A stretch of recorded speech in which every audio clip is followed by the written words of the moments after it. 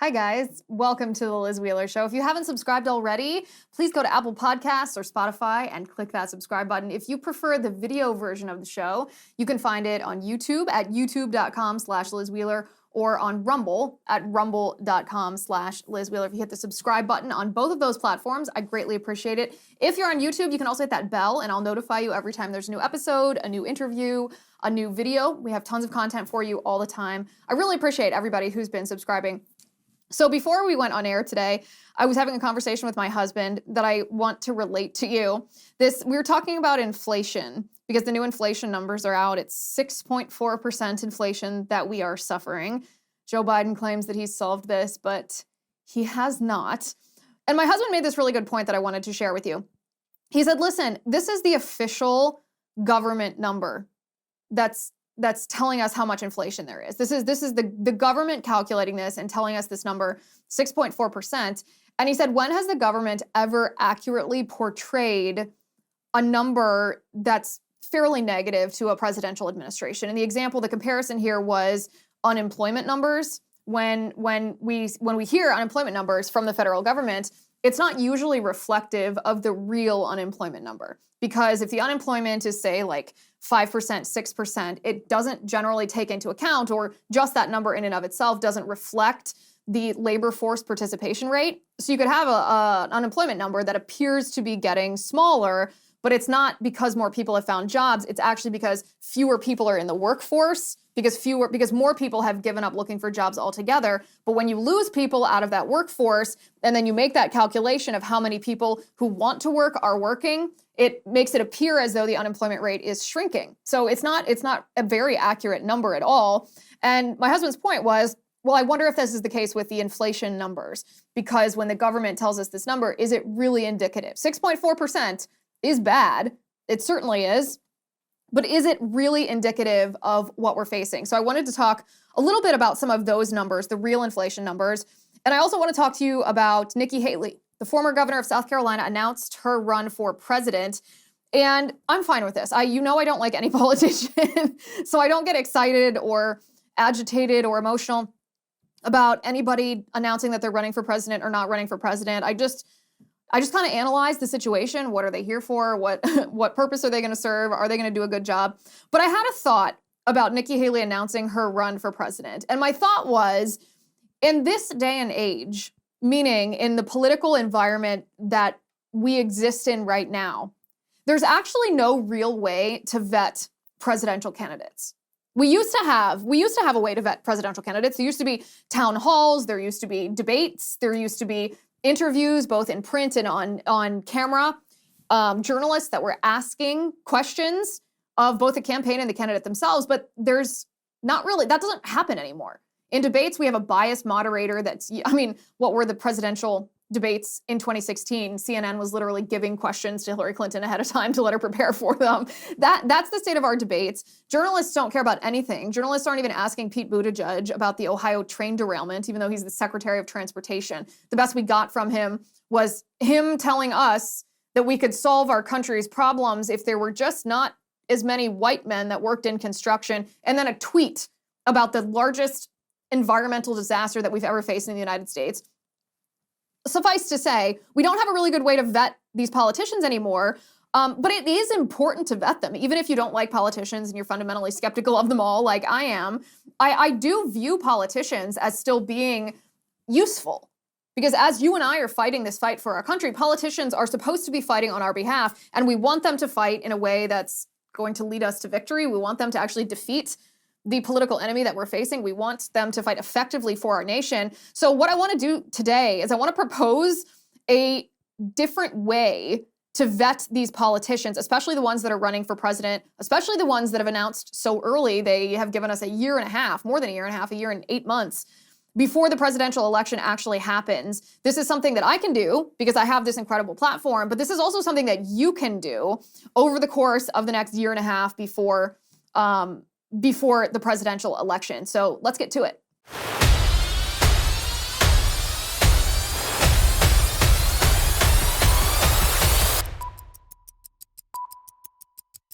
Okay, I like Cozy Earth. Cozy Earth sheets, and because I don't know about you, but going to bed at a decent hour does not always mean you get enough sleep. And nothing is more disappointing than when you go to bed early and you still wake up the next day feeling tired. The problem for me is often I was too hot or too cold. I was just not comfortable and it woke me up a lot, which is disruptive. That all changed with my Cozy Earth bedding. It's the softest, most luxurious, and responsibly sourced bedding on the planet. I know I'm always raving about Cozy Earth bedding, but I'm not alone here. There are over 5,000 five-star reviews on their website, like this one from Allison, who says, I love them. Softest, most comfortable sheets I've ever slept on. Now, I have Cozy Earth sheets on my bed at my house right now. I share this with you because I love them. I know you will too. Cozy Earth bedding is made using only the finest bamboo. It's no wonder that top designers choose Cozy Earth because their bedding is naturally temperature regulating, so you will sleep comfortably all year round. I sure do. Whether it's their luxury sheets, their loungewear, their pajamas, or their plush bath towels, you will love shopping at Cozy Earth. And by the way, you can order their bedding in 5 awesome colors now. You can also save 35% on Cozy Earth. You do have to hurry, this offer ends soon. Go to cozyearth.com/Liz35 and be sure to enter Liz35 at checkout to save 35%. That's cozyearth.com/Liz35. Okay, so let's talk about inflation for a second. I thought my husband brought up a really good point, that the inflation number that we get from the government isn't really indicative of the inflation that we're all facing, meaning when we're spending money, whether it's on groceries, whether it's on gas, whether it's on housing, it's not really indicative. 6.4% is bad. If you told us a couple years ago that we were going to be facing 6.4% inflation and that 6.4% number was not actually representative of how awful the price hikes, how awful the inflation was on so many products, I think many of us would have been really shocked. We would have been like, wait a second, 6.4% inflation sounds horrendous. But the real inflation is better illustrated if you look at the individual categories. Some of these individual categories, it's jaw-dropping. So let's walk through them. So the overall year-over-year inflation is 6.4%, but fuel oil year-over-year is up 27.7%. Our electric bill, our energy bill at my house has tripled in the last 2 years. And they actually sent us notices telling us that the prices were going to double and triple. We're not alone here. I know this has happened to a lot of y'all too. Shelter, so this is rent, is up 7.9%. Electricity itself is up 11.9%. Groceries are up 11.3%. That's the most significant one for me because we've compartmentalized our house somewhat in the middle of winter. We've said, okay, well, if we're going to be paying triple for our energy bill, then, the whole guest suite, we're not going to heat unless we have guests here. We're going to keep the doors closed in different rooms and segment the heat accordingly just to try to reduce the cost of how much we're paying to heat our house. And it's been somewhat effective. I mean, you can't avoid the fact that it still costs more, but we have been able to reduce the cost overall just by doing that. But groceries, you can't eat less. You can't eat differently. Flour is up 29.4%. 29.4%. Chicken is up 10.5%. Milk is up 11%. I know everyone's been making a to-do about eggs, but it's a justified to-do because eggs are up 70.1% year over year. They are almost twice as expensive as they were 1 year ago. This is why I don't think that the 6.4% inflation number overall is indicative, because these are things that people rely on. We rely on this stuff. Bread is up 14.9%. Potatoes are up 12.4%. Baby food is up 10%. And then outside of food, airline fares are up 25.6%. All of this is not arbitrary. This is not economic cycles. This is a result of deliberate political decisions made by Joe Biden and Joe Biden's administration. The airline fares are a result of the vaccine mandates, especially the vaccine mandates for pilots that not only left their jobs as pilots because they didn't want to get the vaccine, but also the recruiting classes of incoming pilots. This is not something that's going to go away because pilots that were entering flight school didn't enter flight school because they didn't want to comply with this vaccine mandate. Therefore, the shortage is not just temporary. It's not going to regain its equilibrium and go back to normal. This is going to be the ramifications of the consequence of the vaccine mandate for pilots is going to be really long. It's going to be very far-reaching. And it's not arbitrary. It's not because of COVID. It's because of government officials, politicians, and bureaucrats' response to COVID-19. So then, of course, you compare it. Joe Biden claims, I believe he claimed in the State of the Union, how well people were doing, that wage growth was increasing. The real average hourly earnings is negative 1.8%. That means even if your paycheck is increasing, it can't keep up with how much faster inflation is increasing. And the result is that the actual value of the money that your paycheck represents is shrinking. This is the real impact of inflation. Like I said, I had this conversation with my husband either earlier today or yesterday, and it's a great point. It's exactly like when they claim that unemployment is dropping, but it's not really dropping because of how the numbers are calculated. These individual categories of inflation, whether it's fuel, which is one of the biggest ones, 27%, eggs, 70%, airline, 25%. This is what impacts people the most. And that's not 6.4%. And I'm kind of laughing even when I say this because 6.4% is still abysmal. It's still something to change your vote over, but it's not anything compared to what these real inflation numbers are. So I wanted to share those numbers with you before we talked about Nikki Haley's presidential run. Nikki Haley, the former governor of South Carolina, did announce that she's going to throw her hat into the Republican primary for president. She's going to challenge her former boss. She was the ambassador to the United Nations under Trump, and she is going to challenge him in the primary. Her announcement, she didn't mention anything about him. She just said it's time for a new generation of leadership, and this was her announcement video. Take a look. The railroad tracks divided the town by race. I was the proud daughter of Indian immigrants. Not black, not white. I was different. But my mom would always say, your job is not to focus on the differences, but the similarities. And my parents reminded me and my siblings every day how blessed we were to live in America. Some look at our past as evidence that America's founding principles are bad. They say the promise of freedom is just made up. Some think our ideas are not just wrong, but racist and evil. Nothing could be further from the truth. Republicans have lost the popular vote in 7 out of the last 8 presidential elections. That has to change.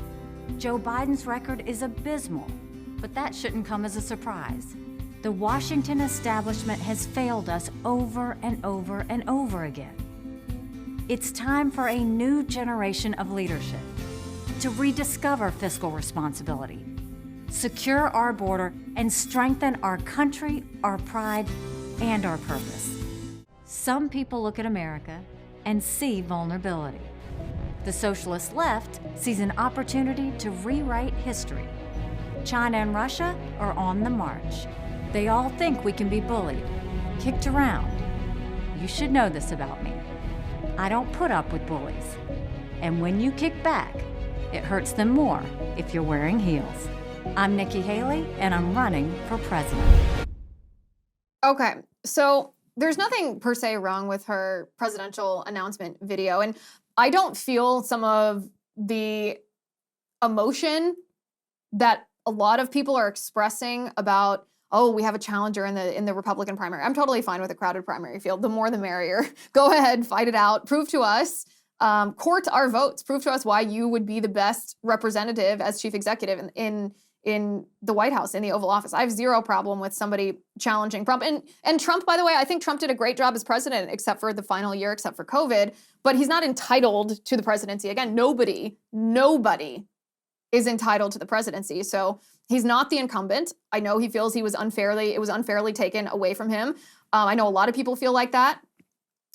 But he's not entitled to it. So I have zero problem with a crowded primary field. Just make your arguments. Nikki Haley, she did great when she was ambassador to the United Nations. Zero problem with that either. I will say a little bit of advice for Nikki Haley as she starts this presidential run.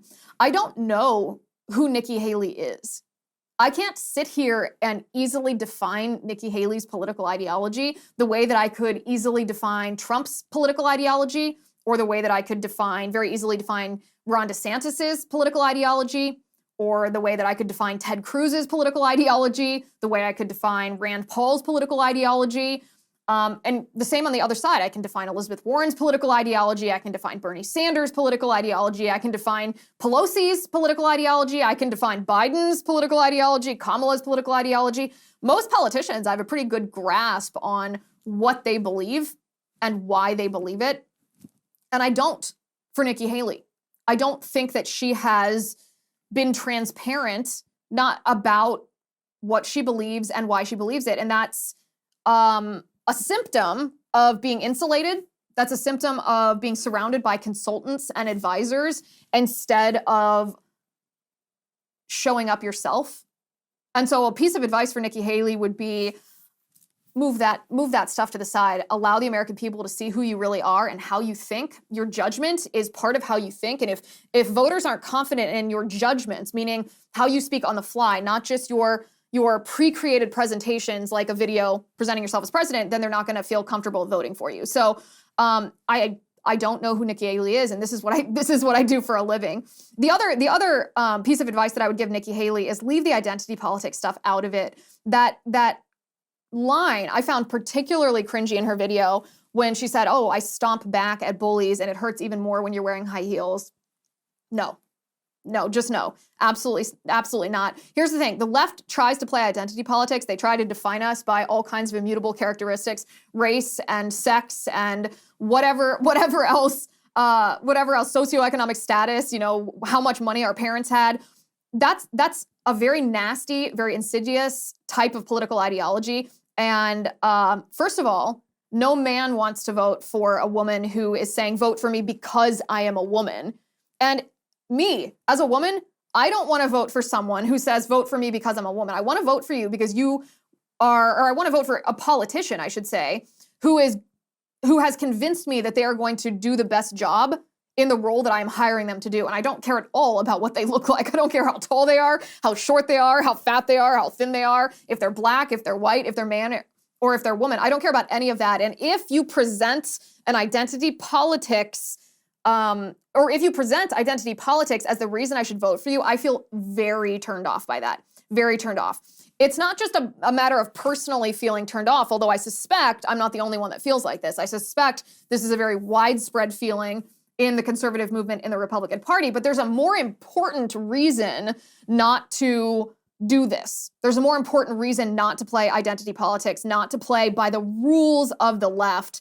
And we're going to talk about that in just a second. But first, I want to talk to you about American Hartford Gold. Is it only me, or does the future feel more insecure and uncertain? At every turn, we're getting less for more, while record high inflation, soaring interest rates, and the looming recession are threatening businesses, jobs, and retirement funds. Even Fed Chair Powell warned us to brace for more pain. I don't want to brace for more pain. Fortunately, there's a way to avoid this, a way to secure your hard-earned nest egg. You can do what I did. You can call the only precious metals dealer I trust, American Hartford Gold. They make it simple and easy to protect your savings and retirement accounts with physical gold and silver. With one short phone call, they can have physical gold and silver delivered right to your door or inside your IRA or 401k. American Hartford Gold is the highest rated firm in the country with an A+ rating from the Better Business Bureau and thousands of satisfied clients. If you call them right now, they will give you up to $1,500 of free silver on your first order. So don't wait. Pick up that phone. Call them right now. Call 866-781-7499. That's 866-781-7499. Or text Liz to 65532. Again, that's 866-781-7499. Or text Liz to 65532. Okay. So it's a turnoff as a voter, as a constituent, as someone who I consider myself to be interviewing potential presidential candidates. That's your job and my job as voters, to make sure that this person is qualified, that we want to hire them to serve in this position. I feel very turned off by identity politics. I don't want to see that from Republican candidates, even if the policy proposals that they're offering, even if I generally agree with that. I don't want to see identity politics, but more important than that, it's never going to work politically to play by the rules of the left, because even if you play by the rules of the left, and let's be very concrete here, even if Nikki Haley plays by the identity politics rules that the left has tried to impose on us all, nothing will ever be good enough for Democrats.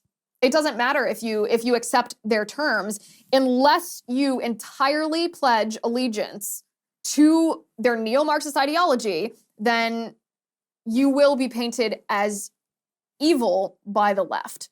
This is a tried and true political phenomenon that first you're given a set of rules to play by the Democrats, and even the Republicans that say, okay, we'll play by your rules. Even if the Republican plays by the rules, the Democrat still rejects the Republican because they're a Republican. So it's very naive to fall for the idea that, if I just play by their rules and defeat them on their own terms, then the Democrats will respect me and like me and accept me and respect my differences. No. You will be painted as evil unless you have pledged your entirety to the entirety of your allegiance to neo-Marxism. And actually, this was proved just hours after Nikki Haley announced that she was running for president. Whoopi Goldberg on The View demonstrated this principle. Take a look. So, Nikki, since you have been asleep all this time and you just woke up, you're just finding out that there are things about our country that are not perfect. And for us to pretend that it is and that nothing happened is ridiculous. So you're not saying anything new. And you, of all people, should know better, because you used to actually have some sanity and knew right from wrong. Yes, and then you lost your mind and went in some new direction. So don't do that. So you see what Whoopi did there. You see what she did there. You used to be sane. You used to have some common sense. You used to know what you were talking about, but then you went off the deep end. Oh, well, what does that mean, Whoopi? What is going off the deep end? Going off the deep end is running for president, not because there's something inherently insane about running for president, although I guess you could argue that there is. That's not what Whoopi means. What Whoopi means is you have decided to fight against the radical leftist agenda. Therefore, even if you are respectful of us, even if you play by some of our rules, we are still going to vilify you. We are still going to demonize you. We've seen this play out in all of the recent presidential elections, from John McCain. John McCain was not a conservative Republican. John McCain was a liberal Republican. John McCain's friends were more liberal than conservative, and his policies weren't conservative socially. And yet he was painted as the devil when he was running against Barack Obama, even though his Democrat colleagues could generally count on him to flip votes or flip party alliances when casting votes on things that they wanted to be bipartisan. The same with Mitt Romney. Mitt Romney was not a conservative Republican. Mitt Romney brought government-run healthcare to the state of Massachusetts. Mitt Romney was at one point not even pro-life. And yet this very centrist, very vanilla politician who also was a good family man was painted as the devil by Democrats, as if he was so far to the extreme right and a man of bad character. Like, of all the people, Mitt Romney, really, like, you can think I know a lot of Republicans, me included, think he's an idiot as a senator for buying into the radical leftist stuff, but that actually proves my point. He buys into the propaganda from the radical left, and that's not enough for the radical left.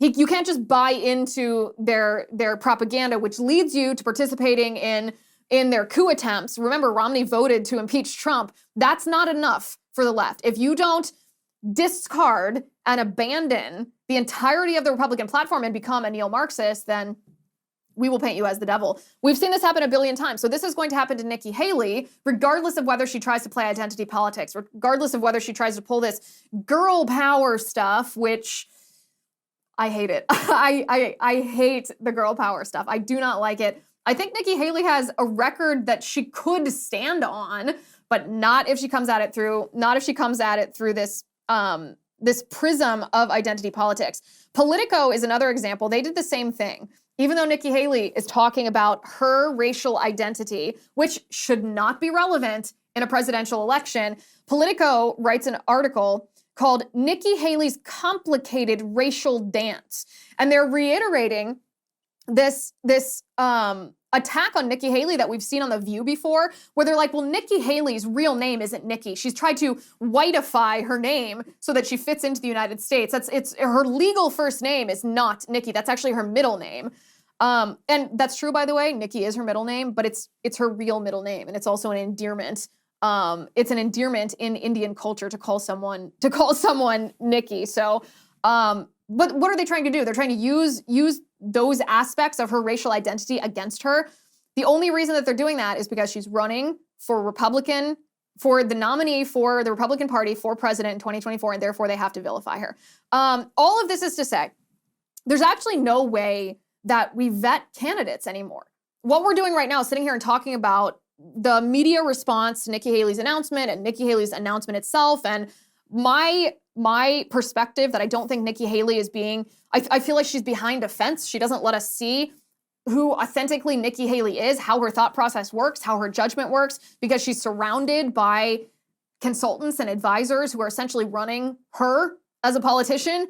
All of this is to say, we used to have a way that politicians had to face their potential constituents. And that way was we'd put them in debates where there would be moderators that would essentially encourage candidates to go at it. Not just to fisticuffs, but go at it, meaning unpack different political policies. Give us your worst, give us your best. And they would encourage that instead of trying to insulate Democrats and pose hit questions to Republicans. So debates are not an adequate form of vetting a candidate. The media itself, sit-down interviews are the same way. It's just the bias of the media. Town halls, the same, the bias of the media. And so we get to the point where we want to cast a vote for someone and we don't know where they actually stand on the most controversial issues, which are the most important issues to know about a candidate.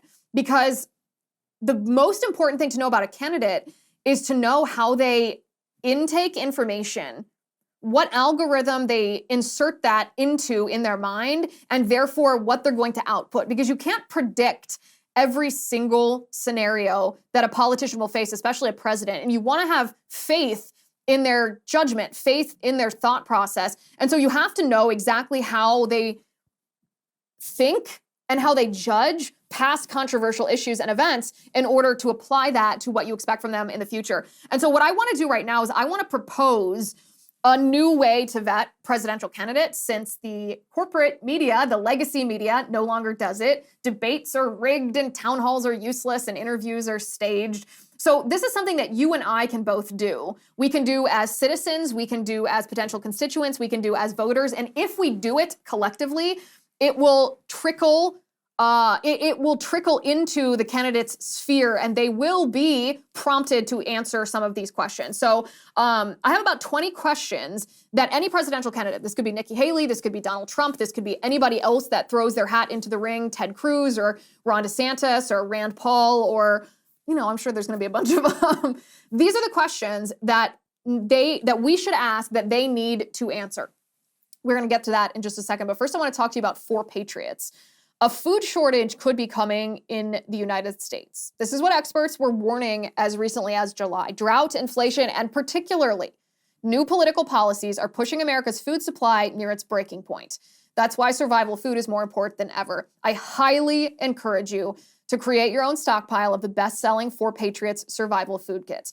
This is not ordinary food. We're talking about good for 25 years super survival food in case of an emergency. It's hand-packed here in the United States. The jobs given to over 200 Americans. So it's here, it's home, it's part of us. The kits are compact, sturdy, water-resistant. They stack easily for easy storage in your home. They have different breakfasts, lunches, dinners. And by the way, you can make these meals in less than 20 minutes. It's super easy. You just add boiling water, simmer, and serve.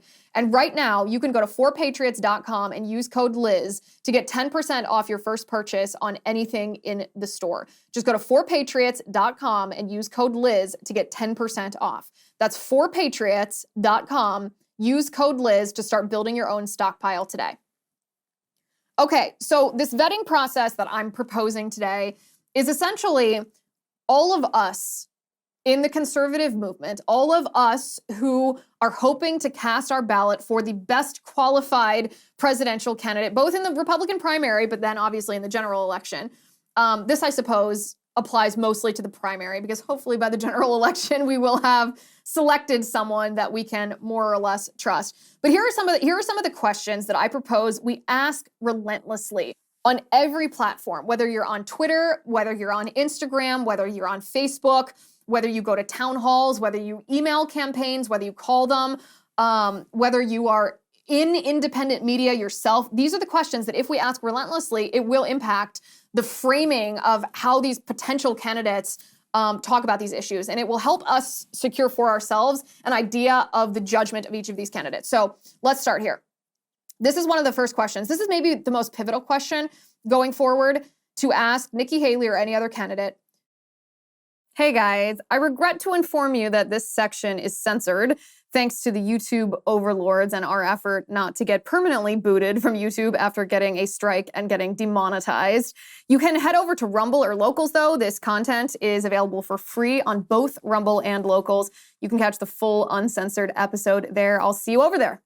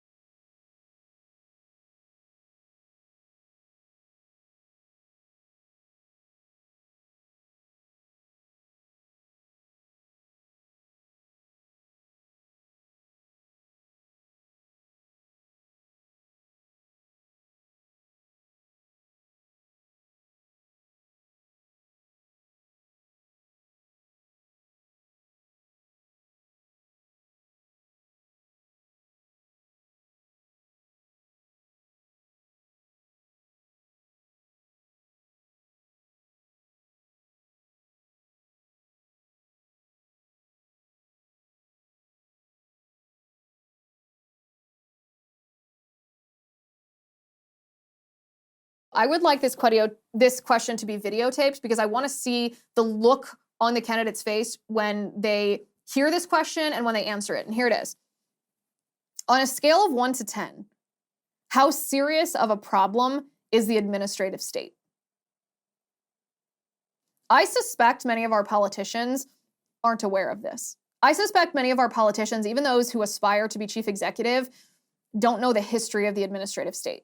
Where did it come from? Is it constitutional?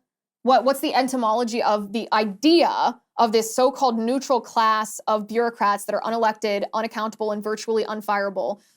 And how did it actually occur? How did it happen that the separation of powers doctrine was violated? How was this not stopped?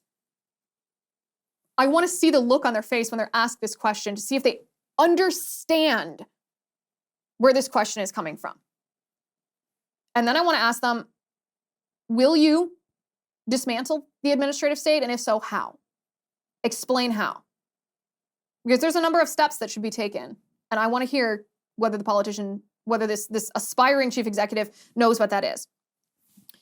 I also want to ask what federal agencies, which are part of the administrative state, which ones would you abolish first? This is one of my most favorite thought experiments and exercises, by the way. And I can never decide when I give myself a number. 2, 3, 4, 5. Nope. I always run into about 20 that I want to abolish. I want to hear what these politicians think of this. And on our philosophy on governance, right? There's this huge divide in our country right now on, especially within the Republican Party, on what it means to be free. What is liberty? What is the governing philosophy of a conservative politician? I know it's a very heady type of thing. It's not a practical solution for something, but it informs the formation of the practical solutions. And I want to know, what is your philosophy on liberty? Whose philosophy on liberty does your philosophy most resemble? The philosophy of John Locke? The philosophy of Edmund Burke? Where are you on this spectrum from absolute liberty to ordered liberty? I also want to know, define your foreign policy. Define to me how you make decisions, because this is a huge divide in the Republican Party as well. We have isolationists like Rand Paul. We have interventionists. Well, I don't need to name all the interventionists. We have interventionists, these forever war neocons, and that it's an entire spectrum of really, really different philosophies on foreign policy.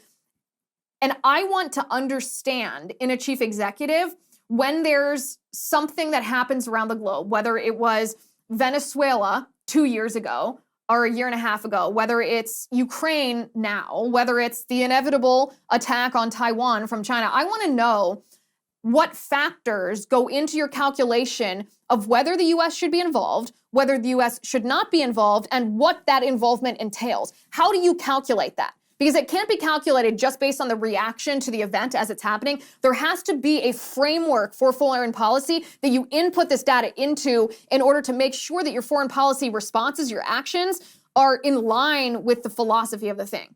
I want to hear a defined foreign policy from these candidates. I also want to hear an explanation about why we lost, why Republicans, well, technically we won the 2022 midterm elections, but I want to hear why we did not experience the red wave, the red tsunami that so many of us expected and predicted. Why did that happen? I want to hear a very nuanced answer on that.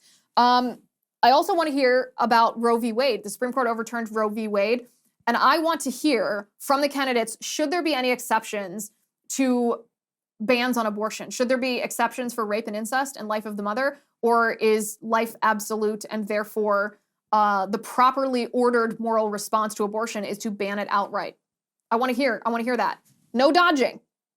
No smooth, vague rhetoric. I want to hear about the Equality Act. Do you support the Equality Act? This is going to be something that Congress is battling in the next couple of years. Do you support it? Do you support the Respect for Marriage Act that was just passed by the Congress? If so, why? If not, why not? Can you define the political enemy that we face? And, in Nikki Haley's ad, for example, she showed pictures of Joe Biden and Kamala Harris and Nancy Pelosi. Can you define their ideology? Do you understand what it is that we're facing? This is like the same thing that we talk about all the time, acknowledging the reality. Go ahead, define it for me. This might be my favorite one, and I hope all of you guys, if you have the opportunity to meet these candidates, ask these questions. Here's the question. You ready for this one?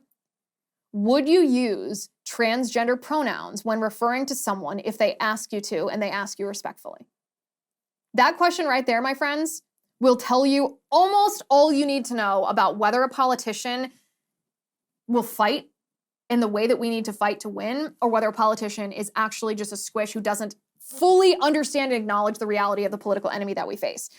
I guess going back to foreign policy for a second, I want to know, would you keep giving money to Ukraine or not? Do you think that there should be any strings attached to the money that we give to Ukraine? How would you prevent a war with China? Would you ban TikTok? Now, I know this TikTok question seems a little bit less serious than some of these other questions, but again, these questions are intended to illustrate the understanding of the political situation that we're in. So TikTok, for example, if you don't think we should ban TikTok, you don't understand what the Chinese Communist Party's strategy is against the United States, how they are waging information warfare, psychological manipulation against our people in order to hope that our nation implodes so that they can supplant us as the world superpower. And in order to find out if a politician understands that, you don't have to go into the explanation like I did. All you have to do is ask, do you think we should ban TikTok? I'd be interested in hearing the answer to this. I also want to hear these politicians who want to be chief executive define ESG. Define it for me. What is it? What is it? Define it. Would you abolish it? If so, how? How would you get rid of ESG? This is maybe one of those one of those questions that would seem obscure. It would seem like, okay, maybe don't waste a question on that because 85% of people in our country don't know what ESG is. So why waste a question about something that's not gonna change people's minds? If you don't know what ESG is, somebody's position on it's not gonna impact the way that you vote, but it will tell us the judgment of this politician. This one's particularly relevant to Nikki Haley, although it should be asked to everyone. Would you defund the United Nations? And if not, why not? Would you defund the World Health Organization? If not, why not? I don't want to hear, oh, it's important to have a consortium of nations. I want to hear whether they understand the role that the United Nations is playing in our cultural decay. Should transgender surgeries be banned for children under the age of 18? Yes or no? Very simple question, yes or no. Is the culture war important? If it's important, then tell me what that means. What is the culture war? How do you fight the culture war? That one, I think, is, given everything that we've been talking about on this show for the past week and a half now, starting with the Grammys and then the Super Bowl stuff, all of this in the conversation we had with Dr. James Lindsay about the definition of wokeness and how it's infiltrated, this cult has infiltrated our culture. I want to hear how these politicians define the culture war, because the culture war is uncomfortable. You have to talk about sex, you have to talk about marriage, you have to talk about relationships, you have to talk about birth control, you have to talk about abortion, you have to talk about gay marriage, you have to talk about topics, social issues that can be a little uncomfortable to talk about. I want to hear a politician like Nikki Haley, Donald Trump, Ted Cruz, Ron DeSantis, whoever else wants to run for president. I want to hear them define the culture war and tell me why it's important to fight it and how it's fought. I also want to hear, and this actually I was reminded of specifically when I watched Nikki Haley's ad. I thought it was a well done ad. It was well put together. It was interesting. But how do we change the toxic Republican brand? This is the new thing that I've been thinking about a lot lately, because it's not just a matter of convincing voters to be dissatisfied with Joe Biden, to be dissatisfied with the Democratic Party. It's not just a matter of convincing them that the Republican policies are policies that are better suited to helping them live a prosperous life. If that were the case, we would have won 2022, the midterms, in a landslide. And even taking election integrity out of it, we still wouldn't have won in a landslide, because the Democrats and the left have done such an effective job at vilifying Republicans, demonizing Republicans, not just from the political pulpit. I mean, I think a lot of us, this is what I think of when I think of, vilifying Republicans. You think of Joe Biden's Gates of Hell speech, where he called all Republicans extremists, essentially accused us of being domestic terrorists if we questioned the integrity of the 2020 election. But that's not even what I mean.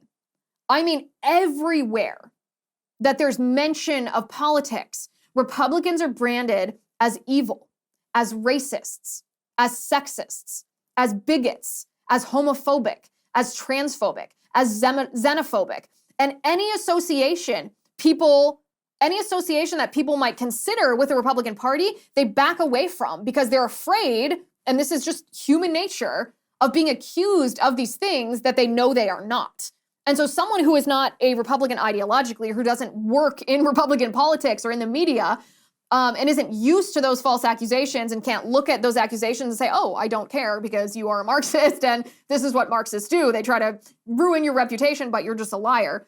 Most everyday American people don't know how to do that, and therefore don't want to be ostracized culturally and socially. It's been a very effective strategy by the left to demonize Republicans, because it makes people not vote for Republicans even when they agree with Republicans' policy platforms. So Nikki Haley's ad showed me that she was essentially appealing to boomers. She wasn't addressing the vilification of Republicans, the demonization of Republicans, or the entire perspective of the millennial generation and Gen Z. None of that. She wasn't appealing to them at all, or else she would have addressed, listen, you may be told that that you can't vote for Republicans or else you're XYZ, but parties change, people change, and listen to what the Republican Party of today is for you. If you don't hear that kind of verbiage from politicians, they don't get it. They don't get how toxic the Republican brand has become because Democrats vilified it and Republicans neglected to fight back. So I want to hear from these politicians, how do we change? How do you change? How do you plan to change the toxic Republican brand in your campaign? Because otherwise, you have zero hope of getting any votes that are not already entrenched Republican votes. Those are my questions for potential Republican candidates for president. And this is what I propose as a new way to vet these candidates, since our old way of vetting just doesn't exist anymore because the media is corrupt and politicians are insulated by their advisors and their consultants. We have to do it. Citizen journalists, constituents, voters, we have to ask these questions on social media, in person, at town halls. If we ask these questions in this way, phrased like this, without all of our data, without our arguments, without our opinions first presented, if we just ask the questions and listen for the answers from the politicians' answers will illustrate their judgment. And when we understand the judgment and the thought process and the willingness of politicians to be honest about the reality of the political enemy we face, we will understand whether they are qualified to serve in this position or not. This is something I think is really important for all of us to keep in mind as this Republican primary, which now has 2 candidates, moves along. We will be getting more candidates, mark my word, and this is how we should treat all of them. Thank you for watching. Thank you for listening. I'm Liz Wheeler. This is The Liz Wheeler Show.